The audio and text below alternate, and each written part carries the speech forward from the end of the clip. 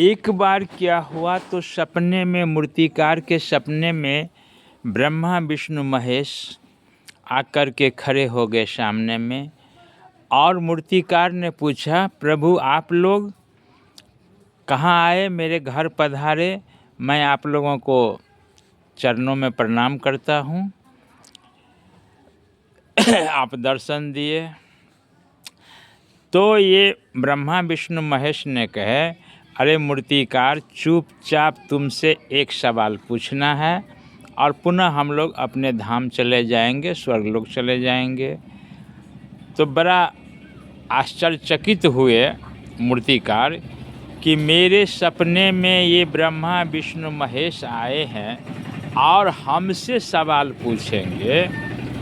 बहुत आश्चर्यचकित हुए। फिर नम्र स्वर में बोले कि हे प्रभु, इसके लिए आज्ञा लेने की क्या ज़रूरत है, पूछने की क्या ज़रूरत है। आप एक नहीं, जो कुछ याचना करना हो आप याचना कीजिए प्रभु। हाथ जोड़ करके मूर्तिकार ने भगवान से कहा। तो भगवान, तीनों भगवान ने मिल करके, परमेश्वर ने बोला कि हम तीनों लोग एक याचना के सवाल पूछने आए हैं कि हम लोगों ने इस संसार में असंख्य पुतले बनाए, मानव बनाए, जीव जंतु बनाए, असंख्य बनाए, ठीक है, लेकिन कोई ऐसा नहीं हुआ जो प्रणाम के योग्य हैं। परंतु तुम तो सीमित बनाते हो, प्रत्येक वर्ष 100, 200, 500, 1000 मेरा पुतला बनाते हो और उस पुतले के सामने मानव, दानव, जानवर सभी लोग चरण स्पर्श करते हैं, सर झुकाते हैं, प्रणाम करते हैं, उत्सव मनाते हैं, खुशी मनाते हैं और आराधना करते हैं। ऐसा अंतर क्यों है? पुतले तुम भी बनाते हो, पुतले हम भी बनाते हैं।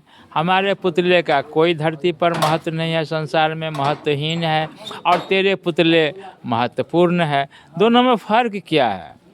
तो मूर्तिकार ने बंधुओं कहे नम्र स्वर में, दोनों हाथ जोड़ करके, हे महाप्रभु, अंतर है, सिर्फ एक अंतर है कि आपके बनाए हुए पुतलों में, आपके द्वारा बनाई गई पुतलों में छल, प्रपंच, भेदभाव, स्वार्थ, जितनी संसार की अवगुण है, दुर्गुण है, उन सारे दुर्गुण अवगुणों से वो भरा पड़ा है, समाये हुए हैं, माया मोह ममता में हमारा करने में जिंदगी गुजार देते हैं।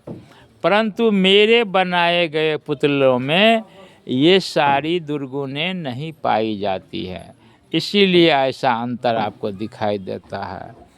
और उनके जवाब से, मूर्तिकार के जवाब से प्रसन्न होकर के तीनों भगवान ने आशीष दिए और वहाँ से विलुप्त हो गए। फिर मूर्तिकार की नींद खुल गई, जहाँ थी वहीं रह गए, जैसे थे वैसे रह गए।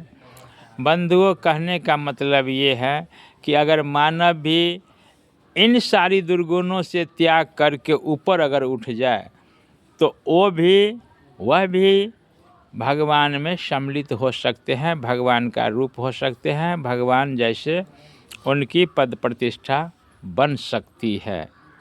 प्रणाम।